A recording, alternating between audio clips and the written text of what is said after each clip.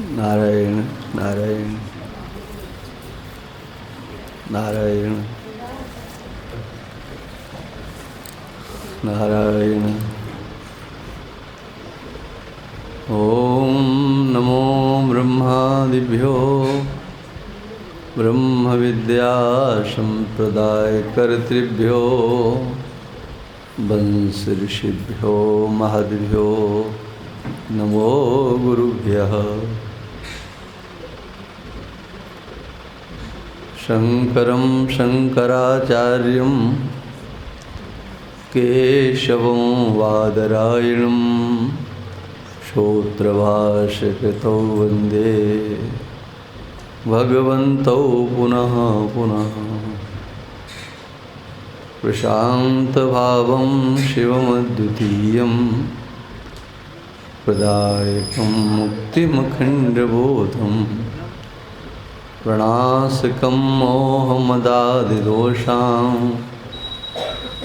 प्रणमामि तं सद्गुरुवामदेवं। मङ्गलं दिशतु मे विनायको मङ्गलं दिशतु मे सरस्वती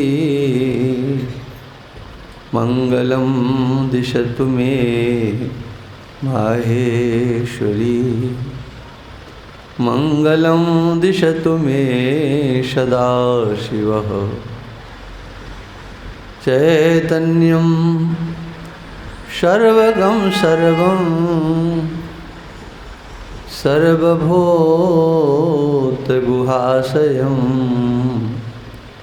यस्सर्वविषयातीतं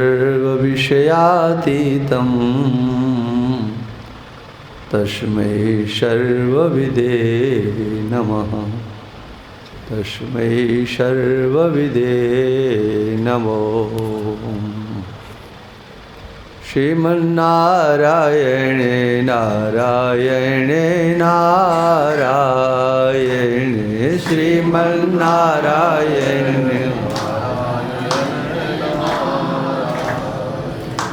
भजमन्नारायणे नारायणे नारायण भजमन्नारायणे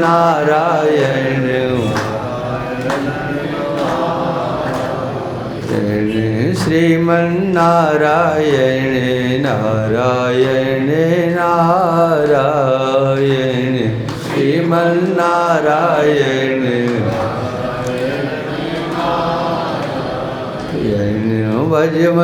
भजमन्नारायणे नारायणे नारायण भजमन्नारायणे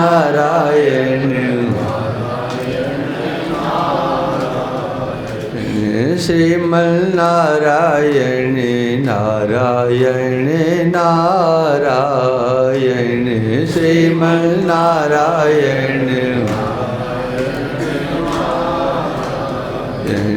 वद्रे नारायणे नारायणे नारायण वद्रे नारायणे लक्ष्मी नारायण नारायण नारायण लक्ष्मी नारायण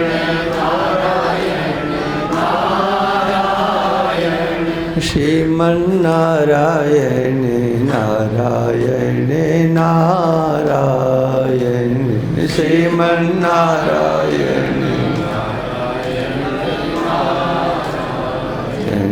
भजमन्नारायण नारायण नारायण भजमन्नारायण।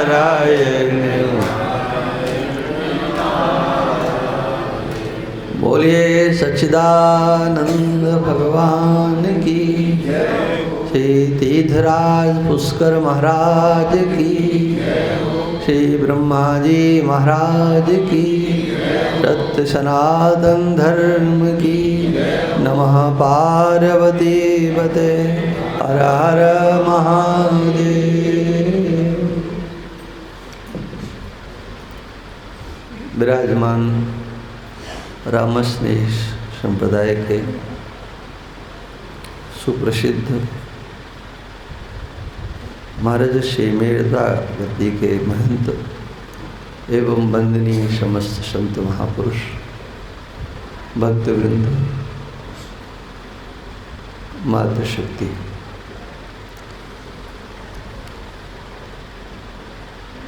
मानव जीवन की सार्थकता के संबंध में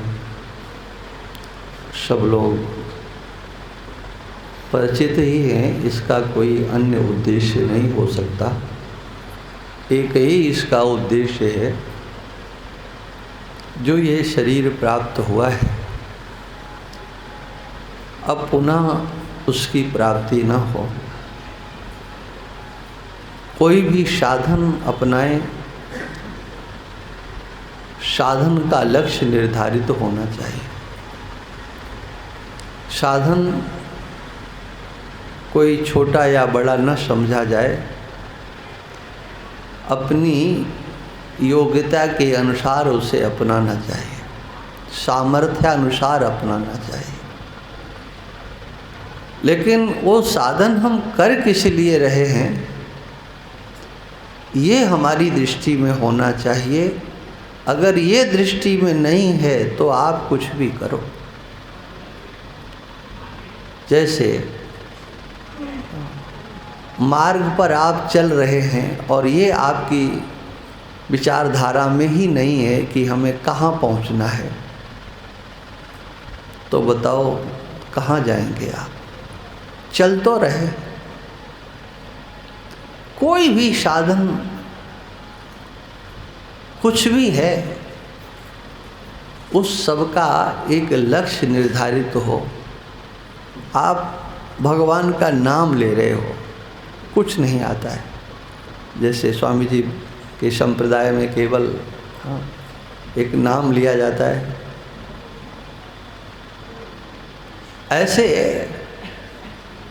केवल यही नहीं, पूरे देश में इस प्रकार की अनेक प्रकार के संतों के द्वारा अनेक तरह से वो कहीं पुराण में मिल रहा है कि नहीं, शास्त्र में कुछ है कि नहीं, लेकिन अपना बना लिया। बना लो, भगवान के 1000 नाम है, एक नाम और बढ़ जाएगा और क्या हो। हाँ, कोई फर्क नहीं पड़ता है। लेकिन वो कर क्यों, ले क्यों रहे हैं आप? उसका लक्ष्य तो निर्धारित होना चाहिए। और कभी कभी सिंहावलोकन भी करना चाहिए कि हम कितना चल के आए।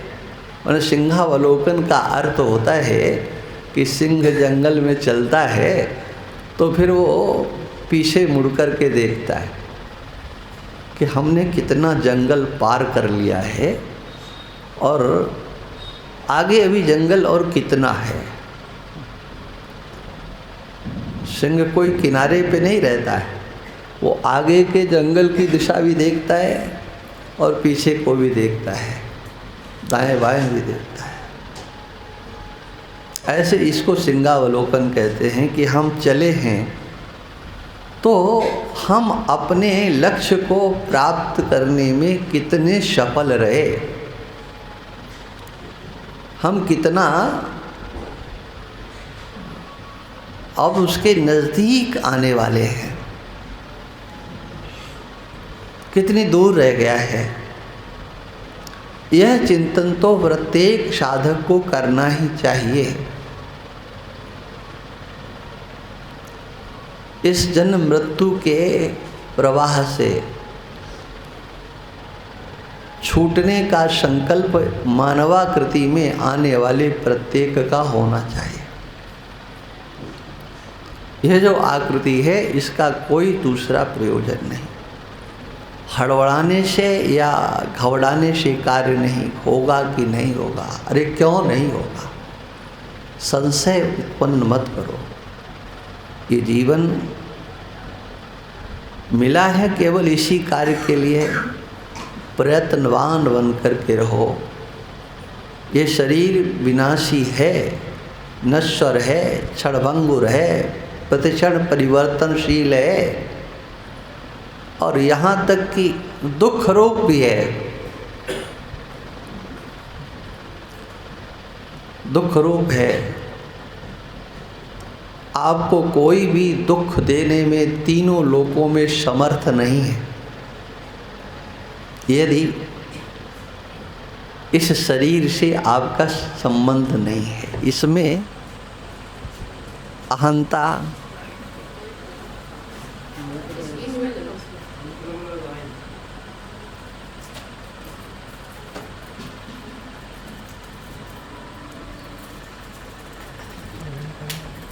हमारे पास आने का सीधा साधन और कोई दूसरा नहीं। ये शरीर ही है। दुख आता है तो इस शरीर के माध्यम से ही आता है। इस पर दृष्टि आपकी जाएगी तो ध्यान रखना, दुख तो आएगा, और वो कई प्रकार का हो सकता है। वो आपके द्वारा वर्ण किया भी हो सकता है। उस दुख में आपकी सुख बुद्धि भी हो सकती है। होता है ना, लोक में देखा जाता है। दुख है, आने वाला है, भीषण दुख आने वाला है, लेकिन वह दुख कोटि कोटि आह्लाद आनंद को देने वाला होता है। जैसे मोटा उदाहरण, एक देवी संतान को जन्म देती है ना। किसको नहीं पता है कि संतान को जन्म देने में कितना कष्ट होता है।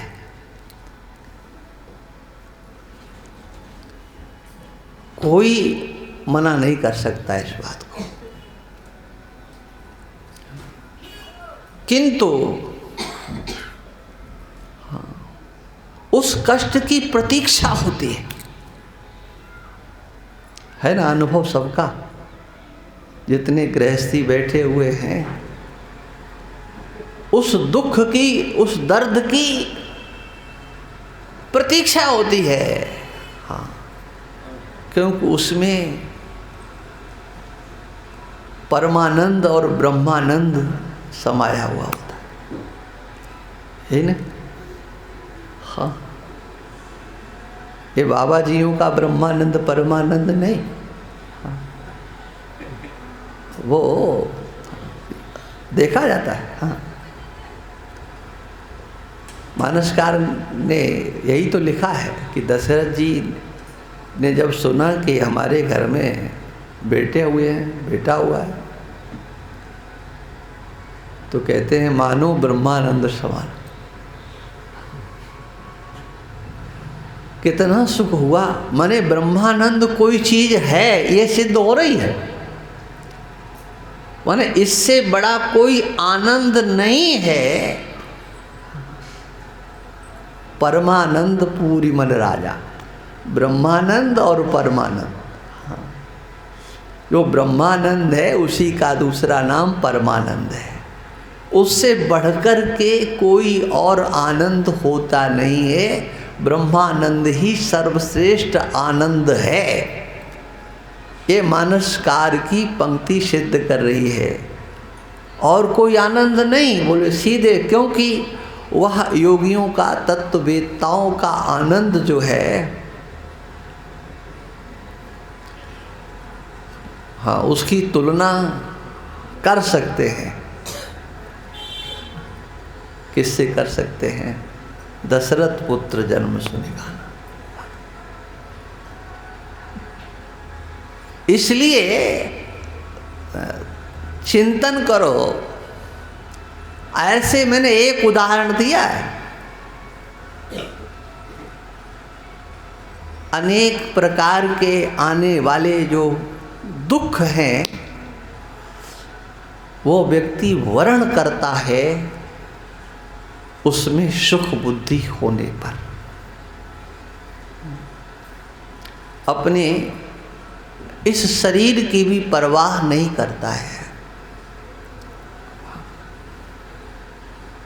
ये शरीर जिसके लिए मिला है वहाँ दृष्टि नहीं है।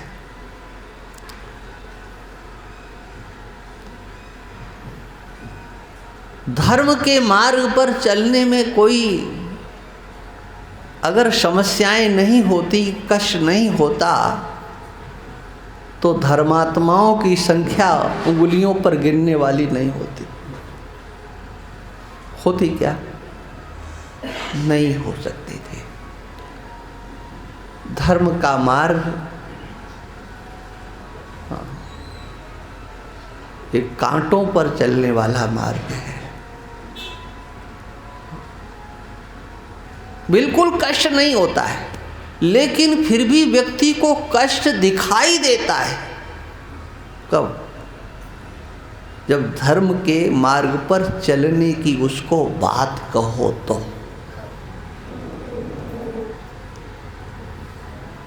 कष्ट नहीं है, लेकिन वह उसमें अनुभव करता है। और इसीलिए हमारे शास्त्रों में, जहाँ पर कल ये चर्चा की गई थी कि भगवान कृष्ण का वचन है, दुखालयम अशाश्वतम, दुखालय है। लेकिन भगवान एक बात और कहते हैं, क्या? स्वधर्मे निधनम श्रेयः। मरने में कष्ट होता है, सबसे बड़ा कष्ट मृत्यु का कष्ट माना जाता है। उससे बड़ा कष्ट और कुछ नहीं है। प्राणों का उत्सर्ग करना पड़ता है, त्याग करना पड़ता है, शरीर का त्याग करना पड़ता है। और जो व्यक्ति नहीं चाहता है कि ऐसा हो, ये शरीर छूट जाए, शरीर छूटेगा तो संसार छूटेगा, सब छूटेंगे। शरीर से प्राण जाने के बाद बचेगा क्या? कुछ नहीं बचेगा। लेकिन भगवान कहते हैं तुम्हारा कल्याण होगा।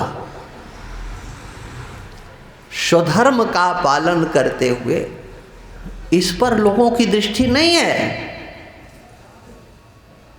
ये भगवान ने पहले बोला, इस पर दृष्टि नहीं है। दृष्टि कहाँ है? सर्वधर्मान परित्यज्य। माने क्या मानसिकता है व्यक्ति की। वो समझते हैं कि बड़ा कट सरल है, छोड़ो सब धर्म। अरे धर्म को छोड़ो, है ना। हम आपसे कहें कि तुम्हारे जेब में जितना है वो सब यहाँ दो, छोड़ो सब यहाँ पर। हाँ ठीक है ना, कहें तो कितना दोगे? जितना जेब में होगा ना। और अगर जेब में कुछ है ही नहीं तो छोड़ोगे क्या? आया समझ में कि नहीं? पहले धर्म करो तो सही, धर्म हो तो तुम्हारे पास। क्रियते धर्म संग्रह, धर्म का पहले संग्रह तो करो। और धर्म का संग्रह किया नहीं है, हाँ बोले हम धर्म को छोड़ेंगे। अरे छोड़ोगे क्या तुम? धर्म है कहाँ तुम्हारे पास? हाँ, ज्ञान तो आपके पास हो सकता है, भक्ति आपके पास हो सकती है, आप हाथ पैर हिला करके योगी भी कहला सकते हो। हाँ, हमारे पास योग, धन, सब कुछ है। लेकिन पूछो आप अपने आप से कि हमने अपने जीवन में धर्म कितना अर्जित किया है, धर्म की पूंजी है कहाँ, कितना है धर्म। कोई भी पूछ ले, आप समाज के ठेकेदार बनते हो, हम समाज का सुधार करेंगे, परिवार की रक्षा करेंगे, समाज की रक्षा करेंगे, राष्ट्र की रक्षा करेंगे। सारी रक्षाएं आप कर सकते हो, लेकिन प्रश्न आपसे है, आपने अपने धर्म की रक्षा की है कि नहीं की है। ये अच्छा नहीं लगता होगा ना आज। धर्म की रक्षा आपने कितनी की है, और ये वैयक्तिक बात है, ध्यान रखना। हर एक व्यक्ति का अपना धर्म होता है। आज सामूहिक धर्म कर्म किया जाता है, बोले अब चलो कोई भाई नाराज मत हो जाना हमसे, हम किसी के लिए नहीं कह रहे, हम तो जो देख रहे हैं सो कह रहे हैं। हाँ चलो 100 कुंडी यज्ञ किया जाए, इकट्ठा करो समाज को लेकर के, अमुक कार्य करो, इतना करो, इतना करो। और धर्म का कार्य सामूहिक आप करते हुए दिख सकते हो, धर्म का झंडा लेकर के चल सकते हो, लेकिन जब आपसे हिसाब किताब लिया जाएगा, धर्मराज के सामने ये नहीं पूछा जाएगा तुमने समाज से कितना धर्म करवाया, तुमने कितना किया है, ये तो तुम्हें देखना पड़ेगा। ये भगवान कहते हैं श्रेयांश स्वधर्मो विगुणा। तुम्हें लगता हो कि अरे इसमें क्या रखा है, वो अच्छा कार्य है, कार्य कुछ अच्छा नहीं है, आपका कर्तव्य ही सर्वश्रेष्ठ है। स्वधर्म में कुछ आपको मिलता हुआ नहीं दिखाई दे रहा है, लेकिन वह आपका कल्याण करेगा, वही आपका कल्याण करेगा। आप देखो यहाँ पर मेला चल रहा है, एक मोटी बात कह रहा हूँ,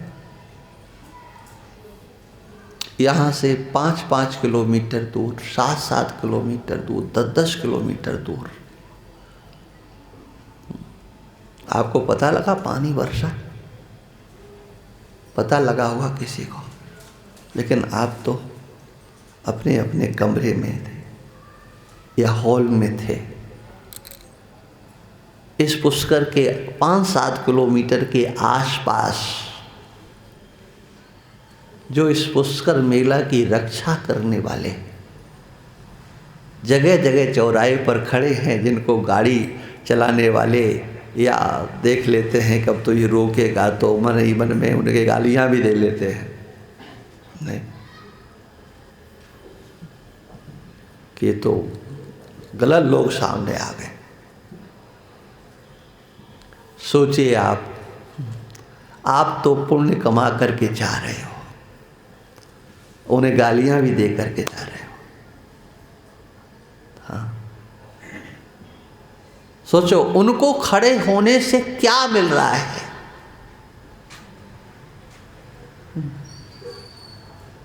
आप अच्छे हो कि वो अच्छे हैं।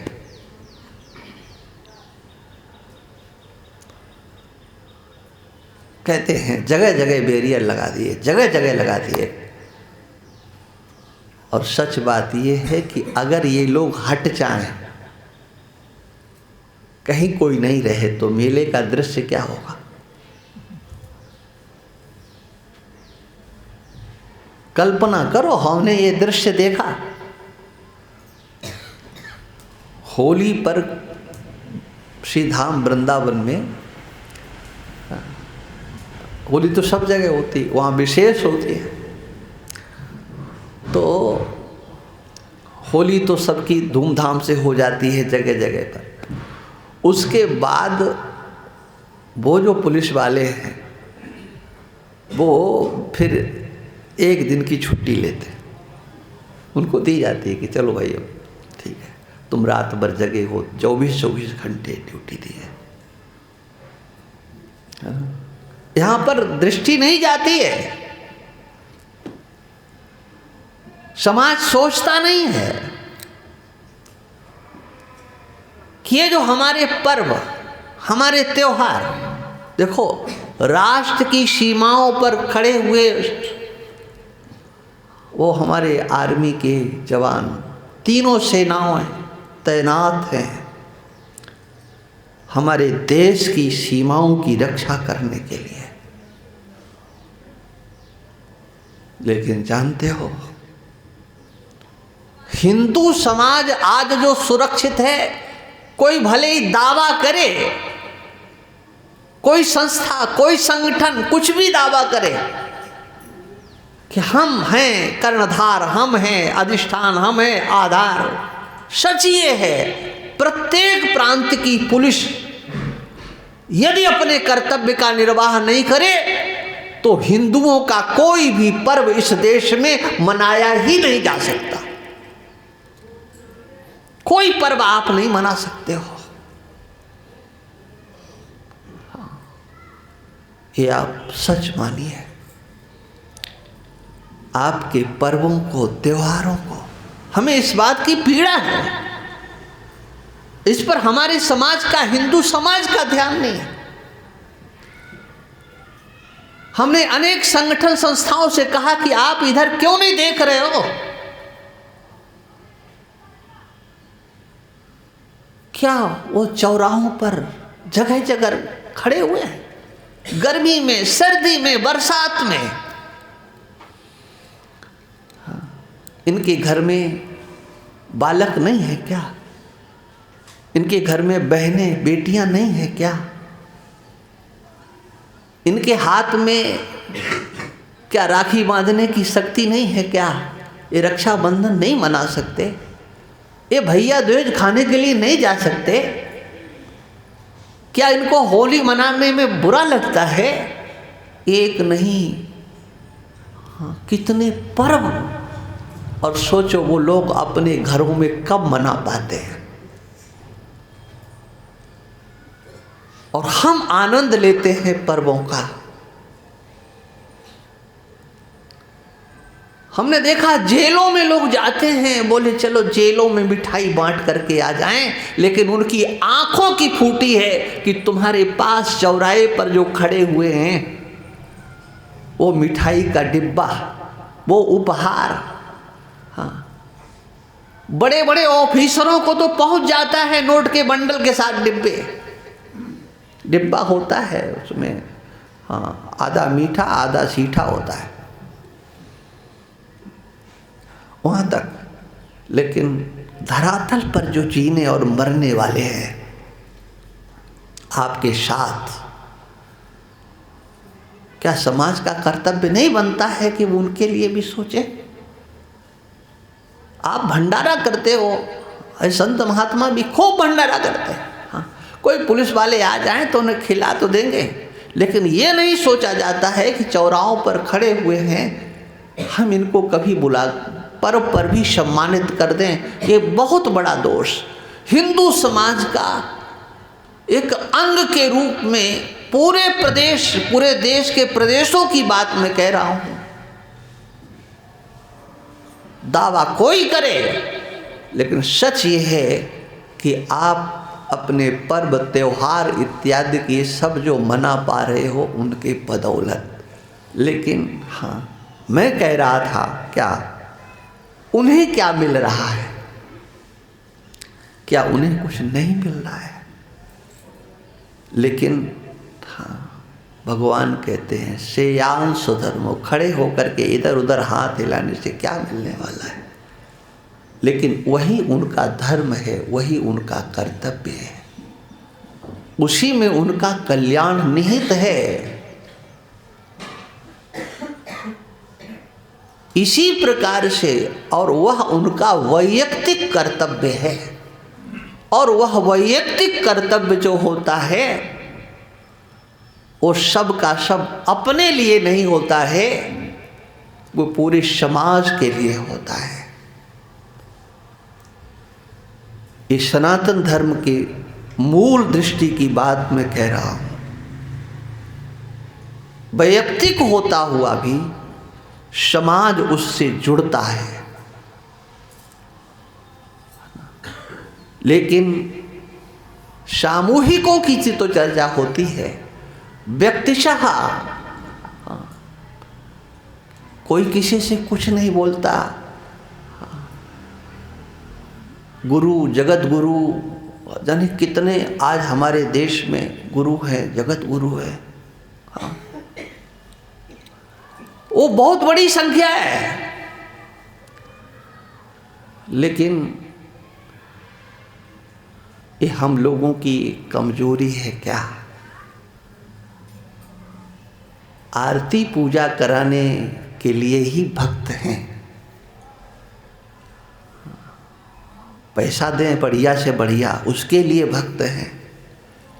लेकिन हम भक्त से ये कहने की हिम्मत नहीं करते कि बेटा तुम्हारे मुंह में ये गुटखा कैसे? बताओ तुम भजन कितना करते हो? तुम सुबह से शाम तक निष्काम कर्म कितना करते हो? स्वधर्म का पालन कितना कर रहे हो? तुम्हारे आचरण में कोई दोष तो नहीं है? ये कोई कहता हुआ दिखाई देता, अपने को क्या मतलब, आया गया। मैंने देखा ऐसे कि वो मुंह में भरे हैं और गुरुदेव भगवान से बकर बकर कर रहे। हो गुरुदेव भगवान कुछ नहीं बोल रहे।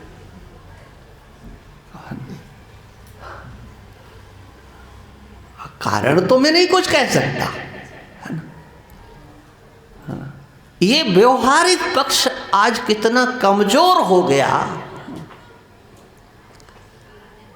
क्या एक संत का जो गुरुत्व लेकर के बैठा हुआ है उसका कर्तव्य नहीं है क्या?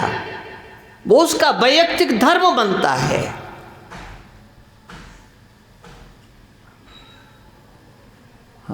उसका वैयक्तिक धर्म है। और जानते हो ये कितना प्रबल होता है, वैयक्तिक धर्म का परित्याग करना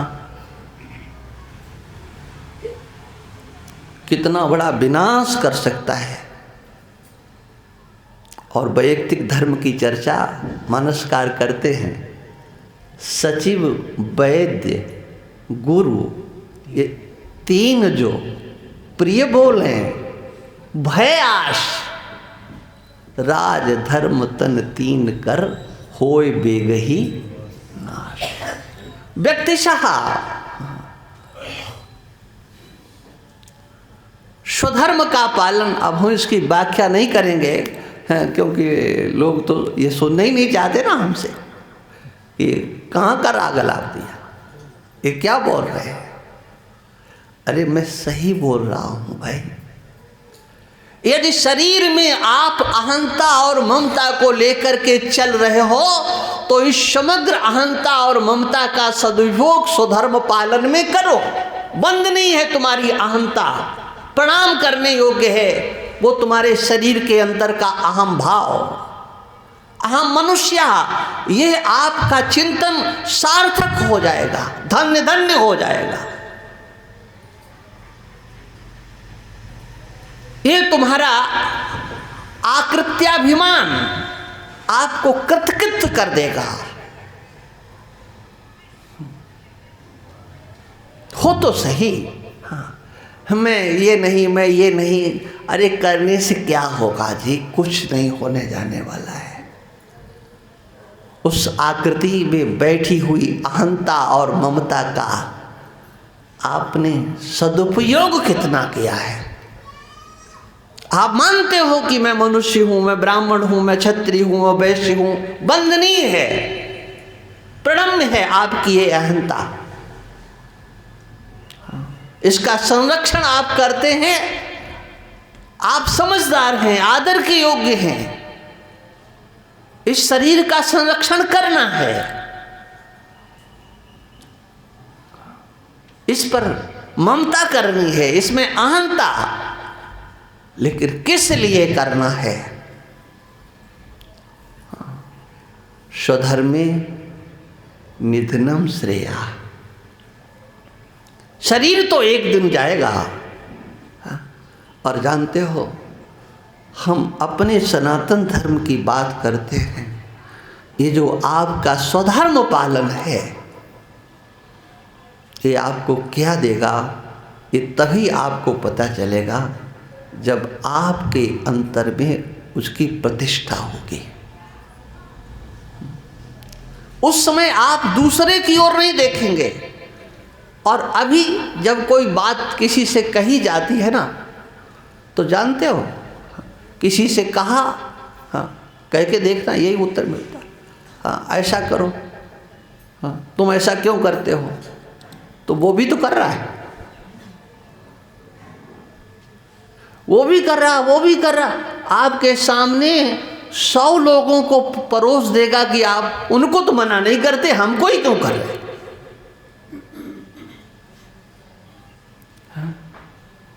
वो ऐसा करता, वो ऐसा करता है।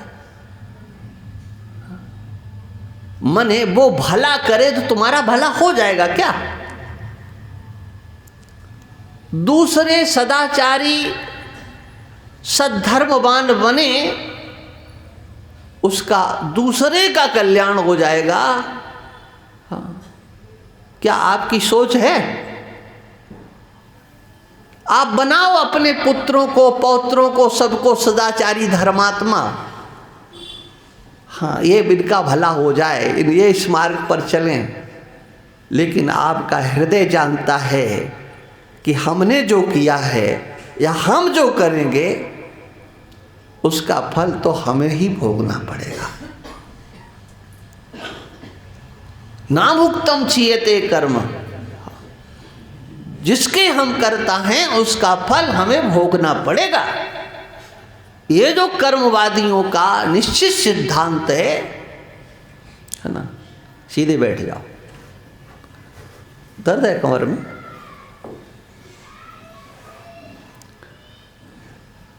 ये अकाट्य है। अहंता और ममता, शरीर में अहम भाव और शरीर में मम भाव, ये जब तक आपके पास है तब तक इस सिद्धांत को, कर्मवादियों के सिद्धांत को आपको झेलना पड़ेगा। हाँ। और इससे होता क्या है, बहुत बड़ा संबल आपको प्राप्त होता है। देखो, वेदांत दर्शन में कहा जाता है विवेक हो, वैराग्य हो, सत संपत्ति हो। किसके लिए? मुमुक्षु के लिए, है ना। लेकिन स्वधर्म के पालन में मुमुक्षुता को छोड़ दीजिए। किसका त्याग करके आप स्वधर्म का पालन कर पाओगे? विवेक की तिलांजलि देकर। त्याग आपके जीवन में नहीं, आप धर्म कैसे कर सकते हो? सत संपत्ति नहीं है तो आप धर्म का आश्रय कैसे लोगे? है ना। और वह आपका स्वधर्म पालन है कहाँ ले जाता है? हाँ। तीय तन तनय धाम धन धरनी, मानसकार लिखते हैं, सत्य छंद कहाँ त्रिशम वर्ण। जो सत्य का अन्वेषक होता है, सत्य जिसने अपने जीवन में पालन किया है ना। शिव दधीच हरचंद नरेशु, सहे धर्म हित कोटि कलेशु। एक बार कष्ट नहीं आया उनके जीवन में? कितने कष्ट आए हैं किनके, जिन्होंने धर्म का पालन किया। पर धर्मो भयावह, मरना अच्छा है लेकिन परधर्म को हम स्वीकार नहीं करेंगे। सोचिए, गुरु गोविंद सिंह के वो दोनों पुत्र फतेह सिंह और जोरावर, उनकी मां ने, उनके पिता ने कैसे संस्कार दिए होंगे कि बेटा मृत्यु का वर्ण कर लेना लेकिन परधर्म को स्वीकार नहीं करना। हाँ। और दीवाल में चिन्ह गए। कल्पना करो, एक एक ईंट उनके शरीर से लगाई जा रही होगी, उन्हें कौन सा सुख मिल रहा होगा, कौन सा उनके पास संबल था, कौन सी ताकत थी। और लगता है दशम गुरुदेव ने एक गीता का मंत्र उनके काल में जरूर दिया होगा, स्वधर्मे निधनम श्रेया। स्वधर्म में पतन हो जाए कल्याण होता है।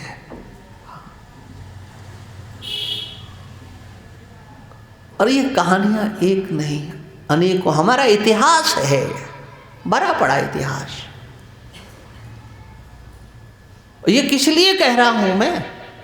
भगवत्पाद शंकराचार्य भगवान कहते हैं क्या, मनुष्यत्व दुर्लभ है।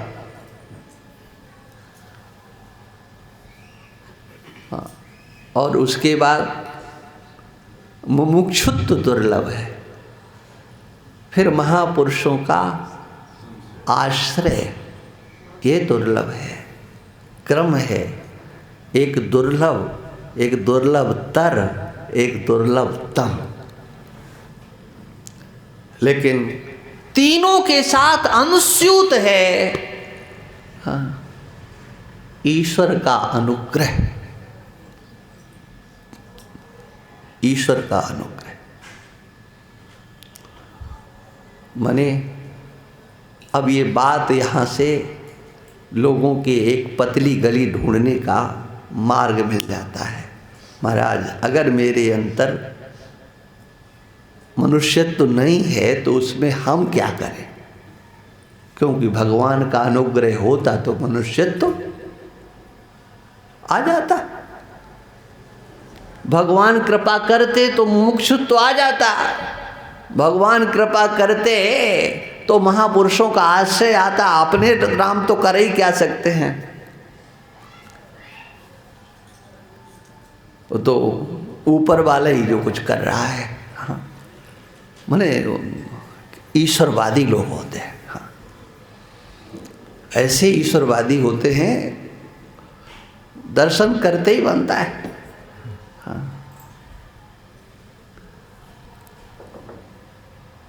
पुष्कर आ जाना, हाँ हाँ ब्रह्मा जी बुलाएंगे तो उनकी कृपा होगी पुष्कर महाराज की तो आ ही जाएंगे। वृंदावन हाँ कहो, हाँ बिहारी जी बुलाएंगे, हैं मैंने तो उनका काम अटक रहा है तुम्हारे के ना।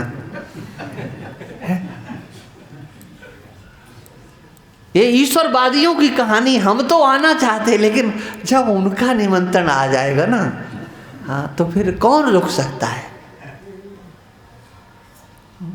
ये झूठे, ये मिथ्यावादी लोग हैं। हाँ, मिथ्यावादी लोग।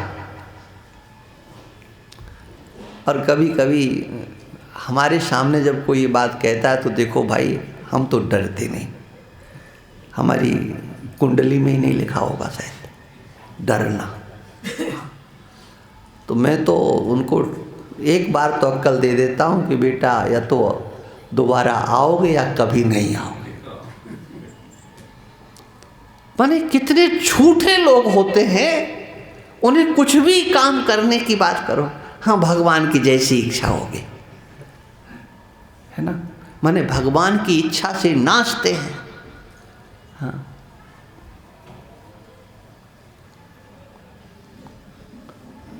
नाच तो कहीं किसी दूसरे के आश्रय से रहे हैं। अपनी वासनाओं से वासित मन वाले लोग कौन सा ऐसा काम है जो ईश्वर के ऊपर छोड़ते हों जी? कोई ऐसा कार्य नहीं जो ईश्वर के ऊपर छोड़ते हों, कभी नहीं छोड़ते। और जब से सृष्टि बनी है तब से ये मानव जाति का स्वभाव है कि वह मरता है अपने लिए और अपनों के लिए, कभी अपनों के संबंध में नहीं सोचता है अब ईश्वर इनको जो करेगा सो करेगा, अपने को क्या। हाँ, कोई सोचता है कि इसके हमारे बच्चे के भाग्य में जो लिखा होगा सो होगा, सोचता है कोई क्या? हाँ। देखो मानसकार ने एक पंक्ति लिखी बड़ी सुंदर, जन्म हेतु सबका पितु माता, कर्म शुभाशुभ देई विधाता। माता पिता जन्म देने वाले होते हैं, लेकिन सोचो आप इस पंक्ति को अपनाने वाले कि हमारा बेटा के भाग्य में जो लिखा होगा सो होगा, इसके जैसे कर्म होंगे उसका फल इसको मिलेगा, हमने तो जन्म दे दिया, इतने मात्र से कौन संतुष्ट होता है? या कौन सा ऐसा कार्य है? हाँ, ये आसुरी प्रवृत्ति वालों का एक तरीका है बचने का कि हम क्या करें, है ना। सुना है ना आपने,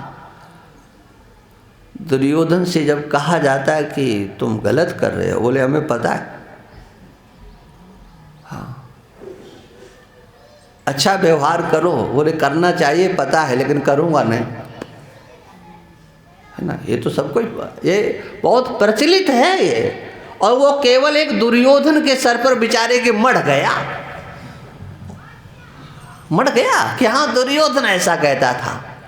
अरे दुर्योधन मार का हमारा समाज आज हो चुका है। हाँ, सब यही कहते हैं कि हम तो अच्छा करना चाहते हैं लेकिन हम करें क्या, वो करा रहा है। जानामि धर्मम न च मे प्रवृत्ति, जानाम्य धर्मम न च मे निवृत्ति, केनापि देवेन हृदय स्थितेन यथा नियुक्तोस्मि तथा करोमि। मैं क्या कर सकता हूँ? हाँ, वह है जैसा चाहता हम वैसा कर रहे हैं। माने भगवान ही चाहते थे कि ये दुर्योधन हमारी बात नहीं माने। हाँ, गए थे प्रस्ताव लेकर के, लेकिन वहां पर भी वही बोलेगे कुछ नहीं। हाँ, कोई बैठा हुआ है जो बलात् हमसे करा रहा है। क्या ईश्वर पाप कराता है? और गीता में भगवान कृष्ण ने अर्जुन के प्रश्न पर क्या उत्तर दिया आप देखो जरा। मनुष्य पाप क्यों करता है? भगवान कह सकते थे सबके अंदर ईश्वर बैठा है, वही सबको नचा रहा है। हाँ, मतलब अपने मतलब की बात आ जाए तो उसे स्वीकार कर लेना, और अपने इच्छा के विरुद्ध अगर कुछ हो तो उसे स्वीकार नहीं करना। स्वीकार क्यों नहीं कर रहे? हाँ, बोले उसी की इच्छा रही होगी इसलिए स्वीकार नहीं कर रहे। ये घट-घट में भगवान देखने वालों की भी यही कहानी हो जाती है। स्वामी जी एक मानस का प्रसंग है, सब लोग मानस पढ़ने वाले हैं। कागभूषुंड जी अपने पूर्व जन्म का वृतांत सुनाते हैं। जब वो एक बालक के रूप में थे, लोमस ऋषि के पास में गए, जब कौवा नहीं बने थे उससे पहले की बात। उन्होंने देखा ये विरक्त है, श्रेष्ठ कुल में इसका जन्म हुआ है, इसके अंदर वैराग्य भी है, इसे परमार्थ का उपदेश दिया जाए। तो जो यथार्थ तथ्य था, सत्य था, उसका वो उपदेश करने लगे। लेकिन जैसा कि मैंने कल कहा था, विपर्य दुराग्रह, दुराग्रह से ग्रसित लोमस ऋषि के प्रत्येक बात का वो खंडन करने लगे। हाँ, ये कथा सब आप लोग पढ़ते हो। अब हमें जो कहना है वो ये, जब लोमस ऋषि ने शाप दिया, हाँ, कि जाओ तुम कौवा बन जाओ, तो कौवा बन गए। फिर लोमस ऋषि को दया आ गई कि अरे हमने ऐसा क्यों कर दिया। हाँ। तो कहते उनके अंदर दया क्यों आ गई, हमें फिर बुला करके उपदेश क्यों किया। तो कहते उर प्रेरक रघुवंश विभूषण,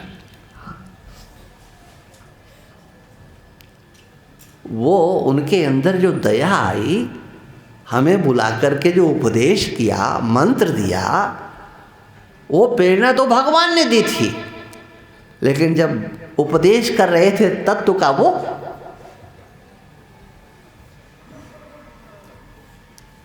है ना स्वामी जी, मैंने अपने मतलब की बात जहां हो तो वहां ईश्वर की ईश्वरता को हृदय में बैठे हुए सबको प्रेरणा देने वाले, हाँ, उसकी ईश्वरता को तुरंत स्वीकार कर लेना। हाँ? जब ब्रह्म ज्ञान का उपदेश दे रहे थे उस समय तुम्हें उनके अंदर ईश्वर क्यों नहीं दिखाई दिया। यद्यपि मैं पक्षपाती हूँ मानसकार का, लेकिन जहाँ बात आएगी तो वो भाई कहना तो पड़ेगा। मानसकार की बात नहीं कह रहा हूँ, वो तो हम भुसुंडी जी की बात कह रहे हैं कि उस समय उनको ईश्वर क्यों नहीं दिखाई पड़ा। फिर ईश्वर क्यों दिखाई पड़ा। और वो कहानी केवल उनकी नहीं है, ये सबकी कहानी हो सकती है। अपने मतलब की बात जहां आए वहां ईश्वर को आगे लेकर के आ जाओ। दूसरे को उपदेश करना ये तो बहुत सरल है, लेकिन स्वयं उस पर चलना कितना कठिन होता है। अगर सरल होता तो सब चलते क्यों नहीं। और इसलिए मैं तो इस वाक्य को बहुत जोरदारी से कहता हूँ और अच्छी तरह से कहता हूँ कि यह श्रीमद् भागवत के प्रथम स्कंद के प्रथम अध्याय का ये 6 प्रश्न किए हैं सूत जी से शौनकादिकों ने। ये 6ठा प्रश्न, जब तक ये समाज रहेगा, जब तक ये कथाएं रहेंगी, तब तक ये प्रश्न जीता रहेगा। प्रत्येक मनुष्य से पूछा जाएगा, धर्मः कम शरणं गतः। भगवान चले गए, लेकिन आज धर्म की रक्षा कौन कर रहा है। भगवान धर्म की रक्षा करने के लिए आए थे, अब धर्म की रक्षा कौन कर रहा है। ये अंतिम प्रश्न जब तक भागवत है, लेकिन भले ही कथावाचक इस प्रश्न को छोड़ जाए, किंतु मेरे तो हृदय में, मेरी बुद्धि में प्रतिष्ठित है कि इस पर चर्चा तो होती ही नहीं है। धर्म कम शरणम गता, हम भगवान की कथा करते हैं। हाँ, हम 1 नंबर की कथावाचक हैं, बड़ी रसमयी कथा सुनाते हैं, लेकिन क्या भगवान के अवतार का प्रयोजन धर्म की रक्षा नहीं था? और भगवान जब तक रहे तब तक उन्होंने धर्म की रक्षा की। भगवान ने जितने भी अवतार धारण किए हैं दुष्टों का विनाश करने के लिए, महापुरुषों का संरक्षण करने के लिए और धर्म की स्थापना के लिए। और ध्यान रखना कि इसमें मुख्य हेतु क्या है? लक्ष्य है धर्म की स्थापना। धर्म की स्थापना धर्मात्माओं के संरक्षण से होगी और धर्मात्माओं का संरक्षण दुष्टों के विनाश के बिना नहीं हो सकता। लेकिन दुष्टों के विनाश की गाथाएं आज समाज में नहीं सुनाई जाती, चाहे वो राम कथा करने वाले हों और चाहे जो है वो कृष्ण कथा करने वाले हों, जहाँ भगवान को रोष आता है, क्रोध आता है, जहाँ दुष्टों का दमन करते हैं। ऐसा लगता है कि आंखों पे पट्टी बांध लेते हैं उन कथाओं के लिए, एक क्षण में कह करके हाँ भगवान नाचे थे, अरे भगवान रोए थे। राम जी के विरह का वर्णन जैसा कथावाचक करते वैसा कोई नहीं करते। हाँ, विवाह हो देखो वो क्या मंगलाचार गाए जाते हैं। हाँ, राम जी के आंखों में जहाँ जहाँ आंसू आए वो तो सब वर्णन करते हैं, लेकिन मेरे राम जी के आंखों में जहाँ क्रोध आता है उसका वर्णन क्यों नहीं किया जाता? वो जब दुष्टों का संहार करते हैं उनको संक्षिप्त कथाओं के रूप में क्यों कहा जाता है? वो कोई भी कथाएं हों, चाहे श्रीमद् भागवत की हों या मानस रामायण की कथा हो, ये क्या है? हम आज समाज को कहाँ ले जाना चाहते हैं?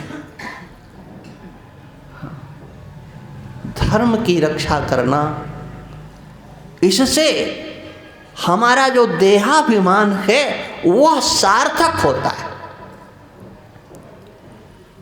मैं मनुष्य हूं, मैं पुत्र हूं, मैं पिता हूं।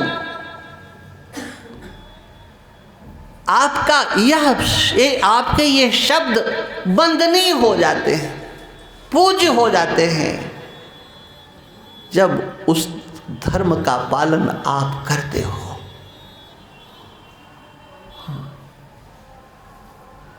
माता को प्रणाम करना, वो देवता है।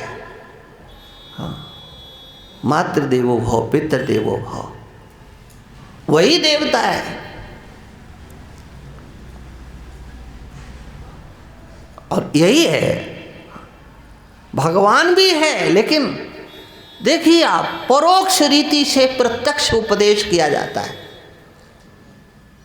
देवता है, लेकिन उस देवता को आप माँ के अंदर देखो, पिता के अंदर देखो, अतिथि के अंदर देखो, और सोचो आप, जो वहाँ नहीं देखते हैं और यहाँ पुष्कर में आकर के देखते हैं कि यहाँ पर है, तो उनकी वो दृष्टि कितना सार्थक है वो नहीं दिखाई पड़ता है, केवल आदत में है। जहाँ ये उपनिषद का वचन है, तैत्तरीयोपनिषद में वेदांत के बीच में ये शिष्टाचार का वर्णन है। लोग ये कहते हैं ना कि अरे वेदांत, अरे ये तो वेदांत है ना, पढ़ा है ना जिन्होंने उपनिषद, तैत्तरीयोपनिषद देखो पूरा, उसमें सबसे पहले ब्रह्म विदाप्नोति परम सत्यम ज्ञानम अनंतम ब्रह्म, इसकी चर्चा बाद में है। और जब कोई भी उपनिषद हो, जब ये चर्चा आने लगती है उपासना और कर्म को लेकर के, तो देखने लगता है कि अब कितना भाष्य बचा है, अब चलो आगे बढ़ो थोड़ा था, क्योंकि यहाँ तो यही चर्चा सब लिखी हुई होता है। छांदोग्य उपनिषद 5वें अध्याय तक देखो आप, क्या वो उपनिषद नहीं है? व्यक्ति के अंदर व्यक्तित्व का निर्माण कैसे हो, ये उपनिषद में वर्णन है। ब्रह्म विद्या की चर्चा है, लेकिन उस ब्रह्म विद्या के मूल में आपके अंतर्गत जो अहंता बैठी हुई है, उस अहंता को आप एक नया रूप दीजिए। उससे विनिर्मुक्त होने का साधन यही उपनिषदों में बताया गया है।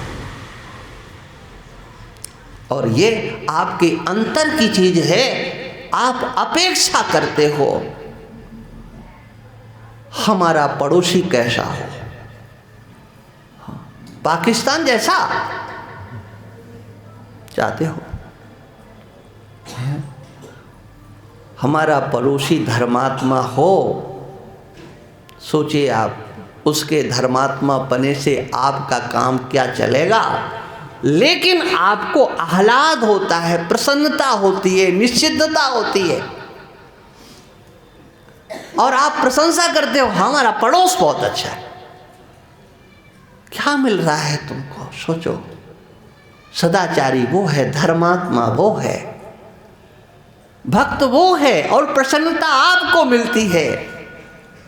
लेकिन वही आचरण, वही व्यवहार जब हमारे जीवन में स्वयं होगा, तो उस आह्लाद की, उस आनंद की, उस प्रसन्नता की कल्पना करो।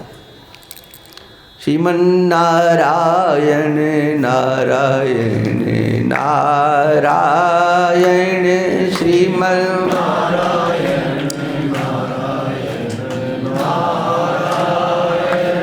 भजमन नारायण नारायण नारायण, भजमन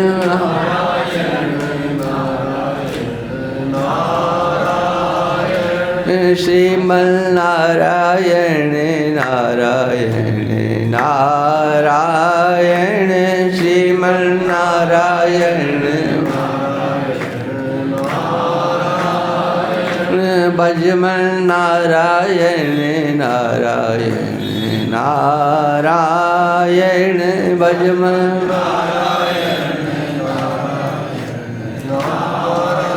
बोलिए सच्चिदानंद भगवान की।